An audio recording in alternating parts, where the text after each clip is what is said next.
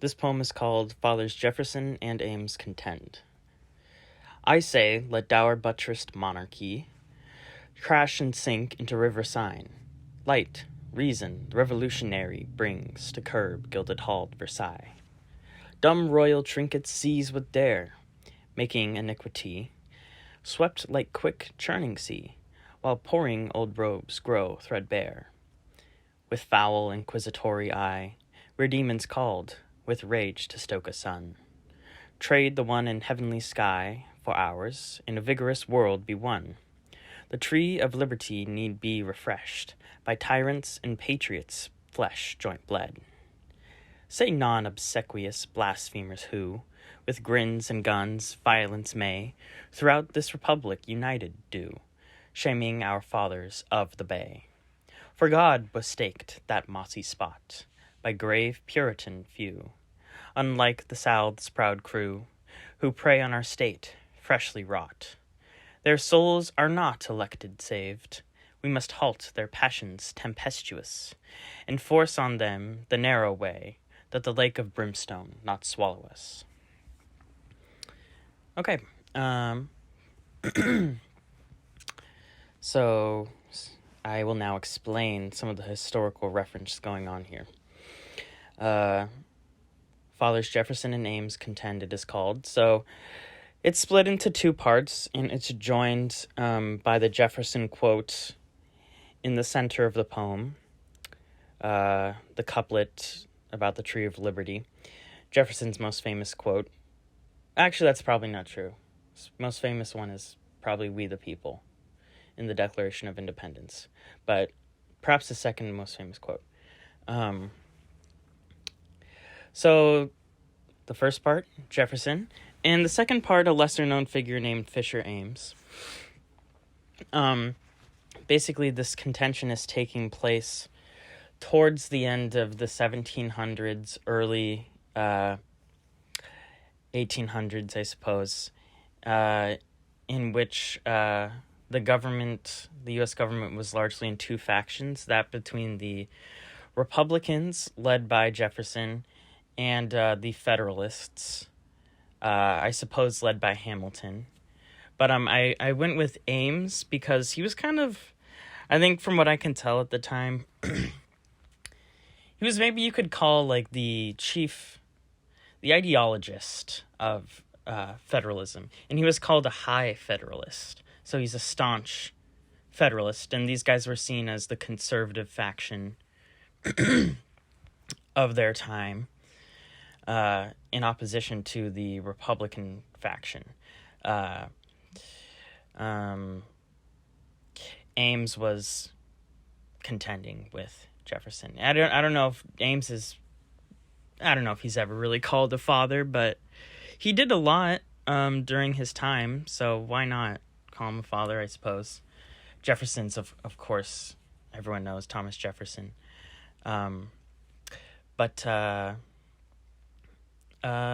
Basically Jefferson is kind of generally wanting to decentralize government and increase voting rights. This is the beginning of the U.S., so voting rights are still very limited, and Federalists wanted to keep it that way. They wanted to keep it very limited. But the Republicans were looking to expand them. Republicans were looking to the French Revolution approvingly, and the Federalists very disapprovingly. Federalists were more eager to make peace with Britain, Republicans not.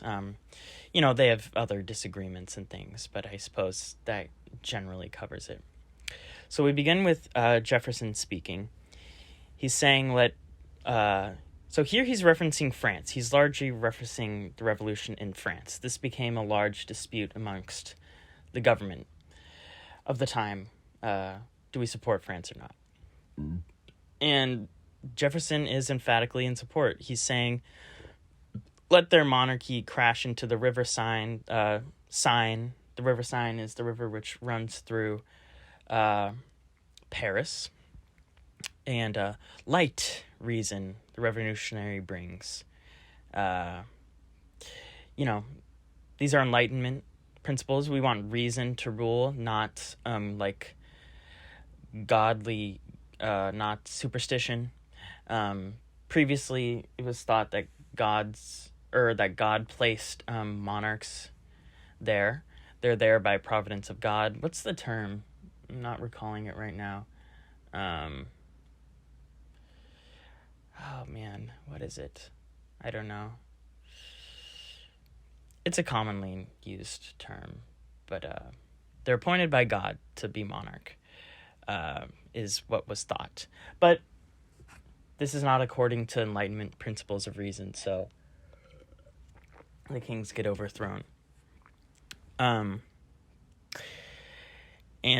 Versailles, gilded halled Versailles. Versailles is where French kings lived. I don't know if all of them lived there, but it's a very, very opulent palace, very gilded and, ornamental. But one thing I'm going to do with Jefferson speaking is kind of give him a sort of satanic twinge in what he's saying. I'm not necessarily like supporting either side in the dispute here. I'm making both of them look kind of good, but also kind of bad. I'm just kind of using metaphor for both of them, and depending on what the reader's dispositions are, then the reader can either interpret one side as the side they like or the one they do not. But I think both of these men were smart. Anyways, the satanic Jefferson, something like that, light bringer, which is what Lucifer meant. He was called light bringer. But revolutionaries might identify with Lucifer as a rebeller against the established order. And since they are less religious, they are not afraid of being compared to Lucifer, I suppose. Dumb royal trinket seize with their sweep away iniquity. This is kind of something that happened. Like the royal trinkets, all this royal ornament was taken, some of it destroyed. I think some of it put in museums. Probably a lot of it resold. But if you are in opposition to the monarchy and you're like some downtrodden peasant, then probably all the money that was taxed from you that was made to make all these ornaments, those ornaments may very well be, in a sense, yours. I mean, they were, all the wealth was taxed from the peasants, and then like the ruling courts would use that money to make all their opulent stuff. So why not take it? Yeah, it's yours. Take it, resell it, do with it what you want, whatever. And pouring old robes grow threadbare. Yeah, just all their gaudy robes, let them just rot, basically. With foul inquisitory eye were demons called, with rage to stoke a sun. So, inquisitory eye, I'm kind of making reference to, like, Catholic Inquisition, in which heretical groups were deemed subject to punishment or something, or that sort of thing. So the foul inquisitory eye is labeling them demons. But again, they might embrace that label. And they've raged to stoke a sun. Trade the one in heavenly sky for ours, and a vigorous world be won. So the metaphor I'm kind of making is that all their like passionate rage for the ruling class is so white hot that it kind of becomes its own sun. And so, why not trade this sun that they made through their rage for the heavenly one, and a vigorous new world be won? So their own dissatisfaction, their own zeal for change is what will fuel the revolution, and not the heavenly sun. So they're kind of rebuking the I'm saying heavenly, so they're kind of rebuking the past religious worldview which supported the monarchy, and they're saying we're gonna let our passion run things, and then we're gonna create a new world out of that. We're not gonna be beholden to your superstitions. And I got this metaphor. This is kind of a communist metaphor, and I'm kind of like comparing this sentiment with communist one. I think it's an apt comparison. There's a general likeness, but certainly in communist China, it was kind of like the Communist Party was like a sun. It was a red sun. It's kind of like a communist sort of symbology. A red sun that will fuel their revolution thing. So, yes, I'm kind of making reference to that. And I think this is a similar sentiment. There was a similar sentiment going on in France. Yeah. Tree of Liberty need be refreshed by tyrants and patriots / joint blood. The Jefferson quote is, from time to time, the tree of liberty need be refreshed by the blood of patriots and tyrants. So Jefferson is just saying, I don't know, he's just like supporting revolution, and he's supporting continued revolution. Like, for example, when he won the presidency in 1800, he called it, I don't forget what he called it, but he called it I don't remember what he called it. It was something like the Revolution of 1800. So he had a sense of that the revolution continues. It's not just that 1776 occurs and then it's over from there. He's kind of saying more will need to occur, and if need be by violence, then so be it, I guess, is what he's saying. Okay, so now, Fisher Ames, his opposition, the High Federalist, will say his part. So Fisher Ames is saying this Tree of Liberty quote is what non-obsequious blasphemers would say. Non-obsequious means just like non-obedient. And I say blasphemer because Fisher Ames is a descendant of Puritans. He is a New Englander. Jefferson is Jefferson a Virginia born? Probably. Either way, he's Southern. Yeah, he's a Virginian. Ames is a New Englander. Jefferson a Southerner, a Virginian. And Ames is still of largely that Puritan mindset. He's very religious. And he's religious of the Puritan kind. And he's very, in his writings and stuff, and the speeches he would give, he's very concerned against mob violence. He's concerned against the mob exerting too much rule over the state. He wants to really limit that. And he wants the responsible, which he considers to be a few number, to be elected, and he wants them to do government. So all these not obsequious blasphemers with grins and guns violence may throughout this republic united do.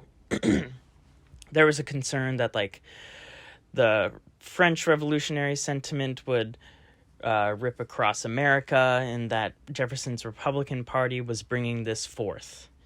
A lot of leaders, the Federalists certainly, were very concerned about this.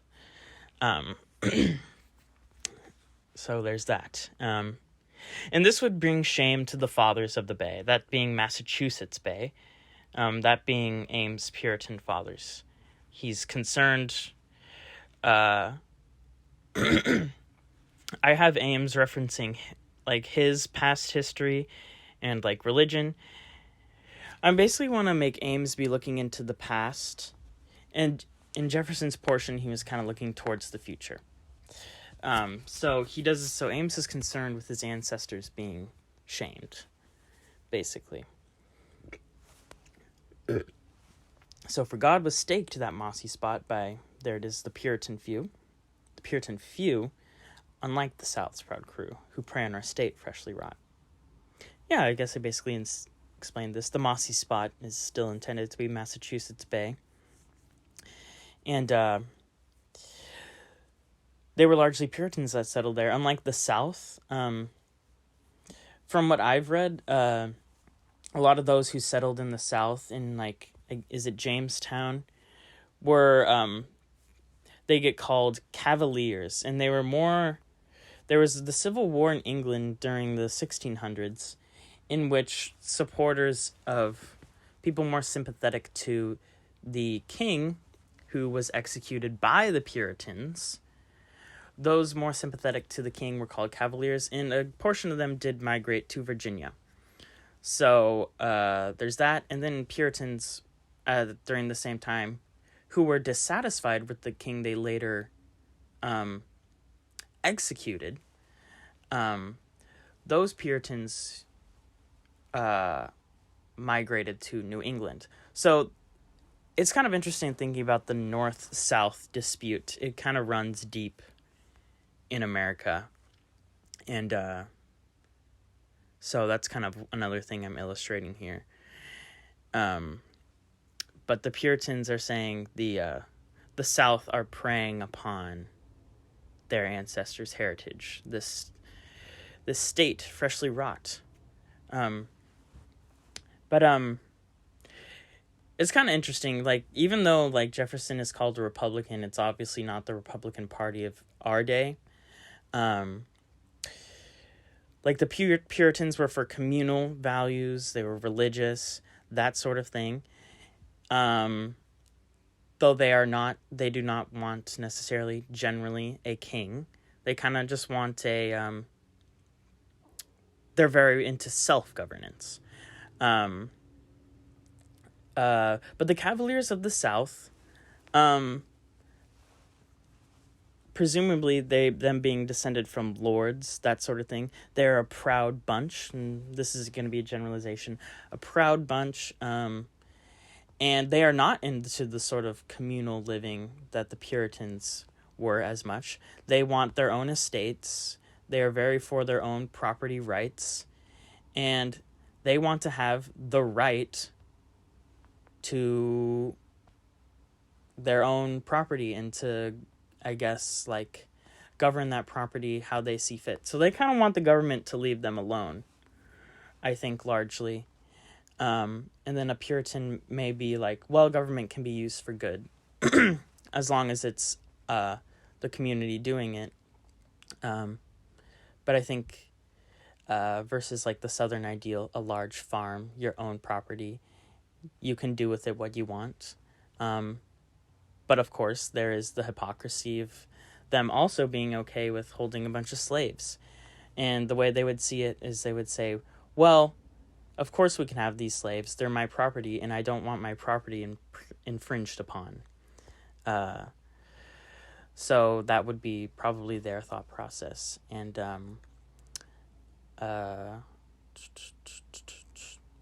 so I think because they have this strong sense of individual right, that is perhaps why they are being more revolutionary in this time period. They want to expand individual rights. But yeah, there are always contradictions because, of course, they're still pro-slavery. But, a lot of them are looking sympathetically to France. They're thinking that the French are kindred spirits. But I guess I'm getting a bit too sidetracked, and we're almost done here. So then Ames is again talking about religion again in this final stanza. Their souls are not elected saved.